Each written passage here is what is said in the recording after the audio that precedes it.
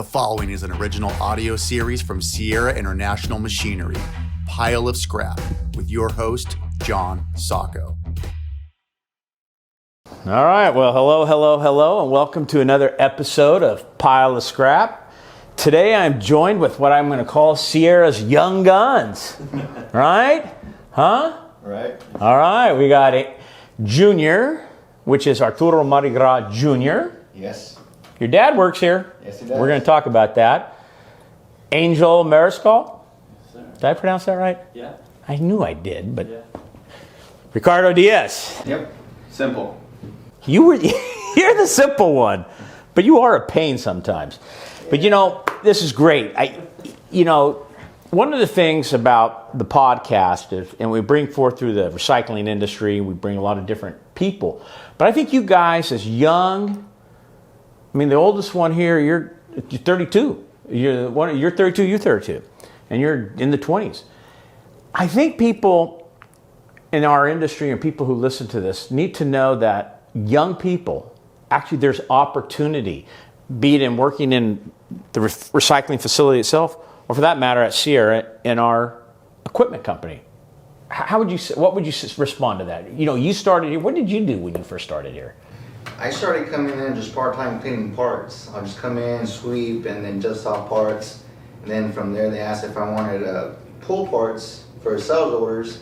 So I said yeah, and then just learned the parts. And then just kind of moved on to the office, just started taking sales orders, taking parts calls. Yeah, so just kind of went that route. And now you're a technician. Yes, yeah. That's a big evolution. How many years is that now? I've been here for about 14 years. You've been here that long? Yes. I'm sorry. But see, but think about that. And this is part of my point of this topic is young people don't realize they may drive by a recycling facility, it's dirty or equipment, it's like, ugh. But there's opportunity. Mm-hmm. You've grown here, have you not? Yes. That's awesome. That's a great story. What about you? You first came in. Tell me a little bit of your journey here. So I started off in the shipping department. I started off at pretty much watching the parts from when they come in, unloading them, to loading them up and sending them off to the customers. I learned that real well, and then they asked me like, hey, would you like to travel, so you can understand. Yeah, but you quit on me at one point. You thought you had another job somewhere else. You pissed me off when you left, man. I know. But you came back, and I stopped, and this is a lesson, because as upset as I was, because I wanted to invest in you at that time, I saw really your ability, and I knew with your personality. You would do something with yourself, and then you up and left, and I'm like, that upset me. But here's the lesson. When I was approached about you returning to Sierra, I asked myself, instead of being upset with you, I realized, hey, wait a minute. Sometimes in life you don't know what you have until it's gone, and the fact that you had enough courage to come back here speaks volumes to me. And since you came back, you have rocketed up in have you not? Yeah. Oh yeah. Because you came back with a whole new vigor to do something. Yeah. Oh, definitely. I mean, a lot has to do with, maturity is a big part of it, and like I said, once I started traveling, it was kind of like, okay, you got to understand, you ship the parts, but you got to understand where they go to, what part of the machine this goes to. And I never understood that. Being in the shipping, you just see the parts go out. But going on the road, Antonio, one of the best, he said, hey, I want you to go on the road and, see where these parts physically go. You're shipping them, you should know where they go. So it was a big part of learning. And then obviously they asked me, hey, we like your personality. We want you to take parts calls now and understand them, speak to customers and get to know them. And now you talk to a customer, and sometimes they just ask just for you, for that certain person. They feel that feels good, doesn't it? Oh yeah, they ask for just you. Now you see why I was so upset. I saw this and you up and left on me, and I'm like, but you know what? That's awesome. But see, back to the opportunity again. Where you thought you were going and what you came back here, there's different. This is not a normal industry. It's not. No, it's not. You have an interesting story because you went from being a marble countertop lab or whatever to a tier 1 technician. Yeah, I wasn't even looking for a job. You didn't want to work here. I was. But my dad and I were doing Jose Pereira's kitchen, and that's when he brought it up. He's like, hey, are you looking for a job? I'm like, no, not really. I'm like, what do you have? I'm like, well, you can fly, you can do this, you can do that. And I'm like, yeah, I'm younger at the time. I didn't have any commitments. I'm like, yeah, that sounds good. And Gracie, she takes all the credit, of course. Hey, don't mess with Rafaela. No, she's like, yeah, I'm gonna make sure he brings you in, and she did. So then I got introduced to the receiving side of things. They're like, oh, you'll be here for about 3 months, and then we'll start getting you out. It was more like 2 weeks later. I go to Jessup, was my first trip, and of course that's when the big old warehouse, and I'm looking at these overhead cranes, and I met Emery and a couple of the other guys out there. I'm like, okay, it was all new. It was all new.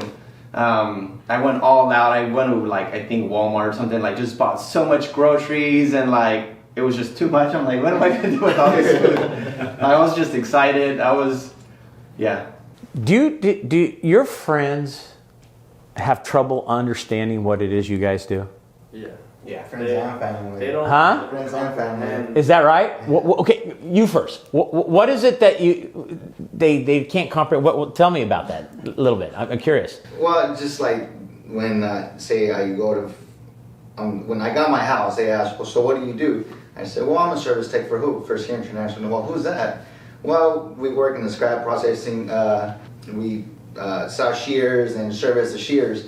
Oh, I've never heard of them. Well, you know what? Yeah, it's a pretty big industry. So yeah, it's just kind of hard to explain to people. And then you try to tell them, oh, you do a lot of electrical, hydraulic. Oh, well, that sounds like fun. Like, yeah, it's fun. Yeah. What about you? What do your friends say to you? It's just, what's crazy is they think of Sierra as just the recycling center.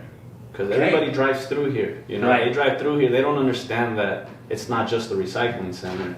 And most people that that come in here and recycle, from my family and friends, they see the machines and like, that big machine, that's a cool machine. Like, yeah, that's what we do. We install those big machines wherever they get sold to, whoever buys them, anywhere really in the world. You can put a shear on there or a baler, we're gonna be there. And they have a tough time understanding because they see you go for 10 days, and they're like, well, where's Angel at? Oh, he's on the road installing a machine. What does he do? It's a recycling machine.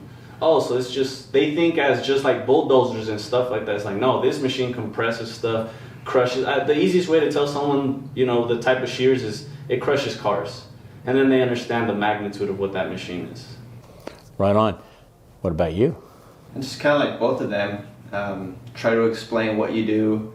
Does your wife understand what you do? Yeah, she does. Okay, she got it. I like your wife. She's cool. Yeah, and then she follows the page, so she gets to see exactly what the equipment looks like, what it does, so that's really helpful. But I kind of like to mess with people sometimes. I'll be like, oh, I'm a secret agent. That's as far as I could tell. Secret Agent Diaz on reporting for duty.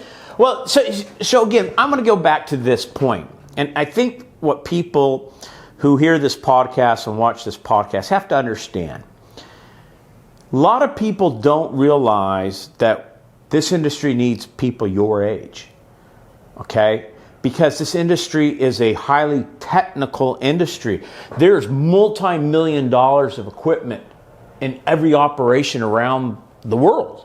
And you got to have smart, young, talented people working for you. And I think most people your age would never know. So I think the word needs to get out. And I'm hoping people who see this podcast will show it to people. Say, hey, look, is there opportunity for a career? There's real careers here at Sierra, real good paying jobs. And as there is in this industry all over the United States and all over North America. And so I think that's a fascinating thing. So I wanted to discuss that because I think that's what's important. Our industry needs youth to go into the next levels, next generation, and without it, this industry is going to be in trouble. And this is an industry that's a green industry. I like to say, and I say this every podcast, we are the original environmentalist. without our industry, where do all these recyclables go? Landfills. You guys ever drive to a landfill and dump things off? Yes. Do you really? I don't. What's that like, going to a landfill and seeing all that stuff? Do you sometimes go over there and go, that should be recycled, or that? It just smells. I mean, it's. But do you see materials that you think, Oh, yeah. hey, our baler does Well, that? they have a scrap pile at the landfill in town. Yeah. Yeah. But everything's recyclable. Everything, even trash, is recyclable. Well, you can burn it too. We don't do that out here in California. But let's move on. All right. So you're out there and you're. But what's the best lesson that you've learned about life in this job and in your travels? We'll go with you first here, Ricardo. I mean, I've grown as a man here. Like I went from a boy to a man. I can say that just because of what I've learned, what I've experienced. But one lesson. Something that when first thing that comes to your But when I take just attention to detail, just be proudful of what I do. Just take pride in everything I do. That's what I. We call it the Sierra way. Just do it right. Yeah. That's it. Nothing fancy, as Shorty would say. There's nothing fancy, none of that gee-dunk. But you're right. Good. What about you? What's your best lesson that you learned here? I think I've built my, I guess, maturity level and just hard working. It's something that you take pride in. You know, you get to a job and you're like, okay, it's going to be a long 10 days. But, you know, you see the process of it happening and you're like, you take pride in what you do. You carry yourself confidently once you see that machine put together. Because, I mean, people see the parts coming in and they get scared. Like, oh, my God, they're going to be here for a long time. And it's like, once you see it together and running, you just take pride in that and be able to say, like, Feels good, I did that. Like, we did that as a team. We were able to do that. You know? That's cool. Yeah. I think value, whenever we're on the road, we're gone for 10 days, so whenever we come back home, I try to value my family time. So I try to cherish those moments with my family as much as I can. And then two, I appreciate what Sierra has done for me, because they've been through the ups and downs with me. They guess I've been a good company with me, and so that's one thing that I do like a lot. Well, value, we are a family business, and we like to try to incorporate family. You know, it's almost cliche, but I think you guys in your storytelling, that's who we are. It's what we are, and there's so many of our style of businesses out there. You run across that all the time out there, don't you? Yeah, that's. All right, let's talk about something that I think people can hear when they watch this and listen to this podcast. What is the biggest mistake in maintenance of machines that you have seen? We'll start with you. Not greasing their machine. I think that should be done before every shift or after every shift, because then that just leads to downtime. Broken pins, broken bushings, and so we have the air freight pins and bushings, and that gets very costly. So that's something that can be done in 15-20 minutes. So And do you reiterate that to the customer on your installs nowadays? Yes, I do. Good. And the people you talk to, are they now listening to you because you tell them what happens? Yes. That's awesome. What about you? What's the one thing you see that just absolutely drives you nuts, the mistake people make in their maintenance? With the pins is a big one. Also the filters, your oil changes. Stay consistent on maintaining the oil in those, because not only do your pins go, you don't grease them, you can have issues, but with your hydraulic filters, it's just as bad. It's an expensive fix. Pumps aren't cheap. Yeah, pumps aren't cheap. Oil is not cheap. Keep that oil clean. All the filters, just like you would on your vehicle at home. Right on. Ricardo. Just the overall maintenance. An air compressor can do a lot for you, from blowing out sensors to blowing out your radiator. So in other words, you think the biggest mistake is some people aren't provided the simple tool for maintenance. Yeah, $100 compressor. It does a lot. So much just keeping the radiator clean. Just blowing out all your sensors, because that can create other issues, throwing off the automatic cycle, and now you're like, what's happening? It's just as simple as a little piece of debris in front of a sensor that didn't. You said something. Sometimes it's so simple. And sometimes it's not, just not out there. All right, I'm going to go with you on this one. Best thing you saw, best idea of anything from processing, maintenance, or layout in a yard that you've seen that you really liked. At a yard I've seen, I think it was the 1100 in Sioux City. Okay. The way they had it laid out to where they had the conveyor system for all the metal, so it would just fall, and they just had it nice and organized, just simple. So it's the organization of the yard that We really weren't was. trying to do too much. It was just, bring the material here, feed it, cut it, next, it's ready. Nice. Quick. Best thing you've seen that really impressed you in It's just a lot. I can't really think of one right now, but just kind of like Angel's saying, just when something's organized, it makes it a lot easier to work around. You're more happy, you work comfortable, you can just lay on something and not worry about getting full of grease and oils. It's just, there's companies that just have their machine just clean and they are always maintaining it. It's just good to have a clean machine, even if it's used. There's been machines where they're 5-6 years old and you got to change a pusher block or whatever you got to do. And it's just nice to know that it's clean. You can go in there. Yeah, you're gonna get dusty, maybe a little oily, but that's fine. Yeah. That's fine. I think the 1500 in Fontana, because they have that bell, so it just takes away the material, and then they have the container loader right next to it. So it just makes the whole process of shearing to loading a lot easier. So it's laid out right, organization. Right. What do you want people to know about you? Ricardo. People are going to know. So they're going to know. They're going to one day pick up the phone. They're going to want to talk to you. What do you want people to know about you, Ricardo? I'm going to try my hardest to please the customer, whether it's in my knowledge or in my power, or if I have to ask someone else for help, either coworkers or management.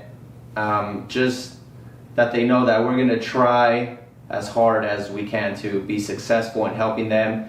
And if for whatever reason it's not happening, just to know that we are working on it and they are our priority, and we're not just sitting there waiting for just whatever to happen. We're actually working, and sometimes we have to depend on other companies or other people, so we're trying to push them as far as we can so we can get our parts or whatever it is. So just our dedication to customers.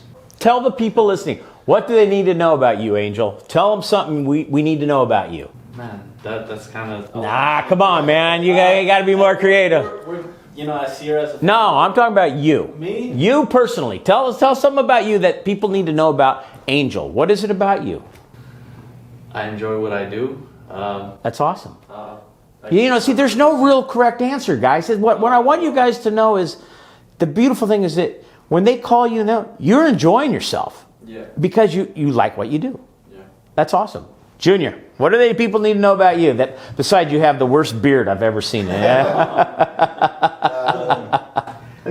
think that people need to know that I'm not trying to fill in Antonio's shoes, but I'm trying my best to learn as much as I can while he's still working here. Yeah. So every day I get to pick his brain, so I'm trying. Has anybody got a nickname for Antonio?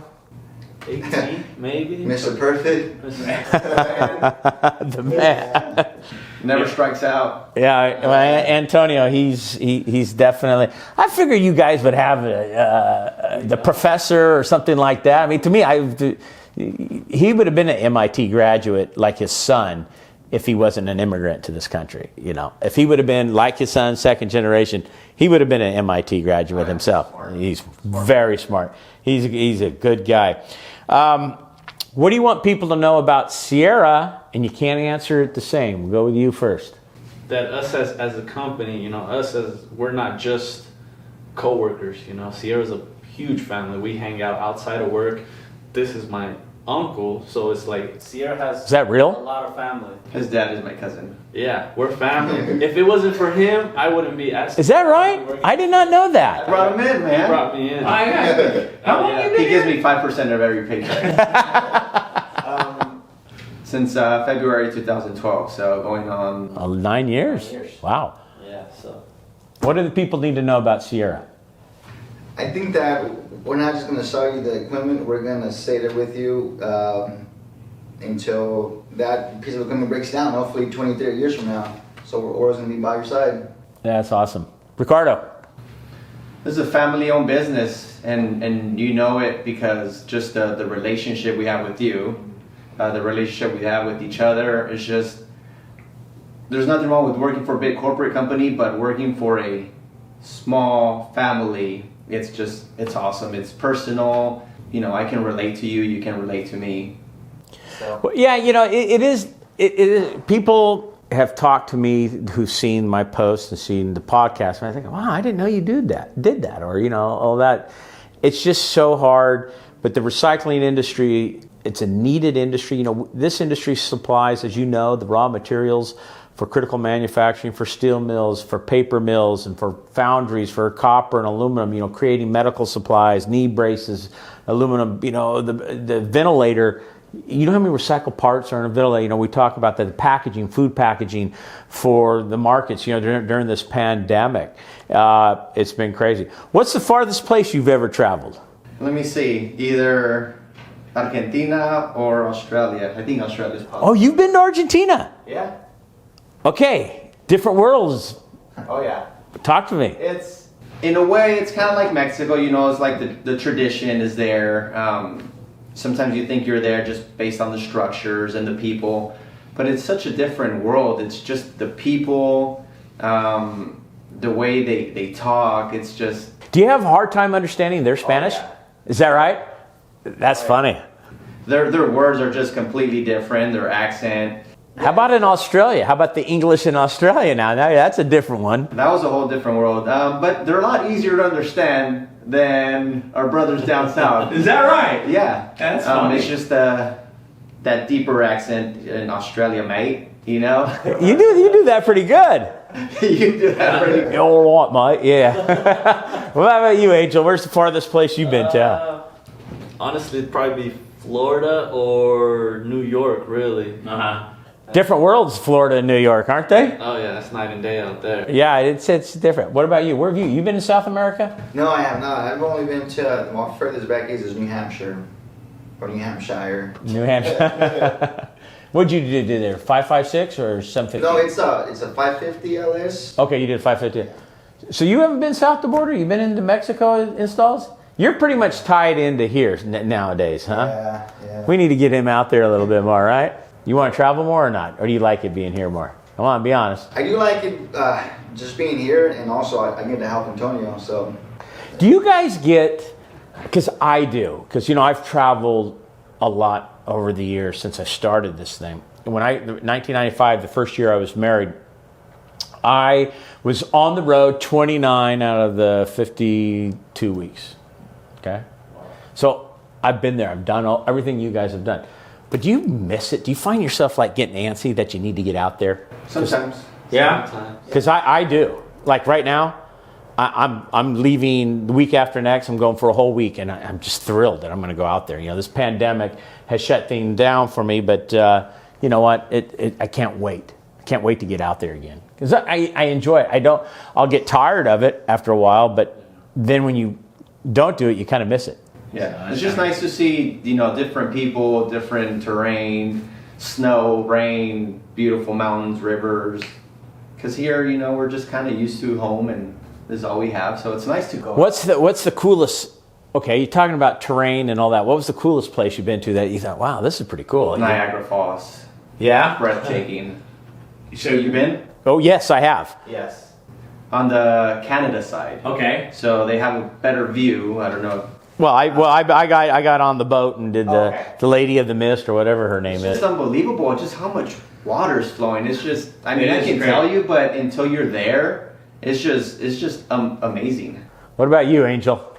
I think it'd be the drive, and I did this one recently. I drove to Arizona, Page, Arizona, and I was able to drive pretty much. I guess I went the long way, so I went through Vegas and Utah and Arizona, and kind of was up and down, but just seeing the mountains out there. I've never been to Arizona, so being out there, like the mountains are...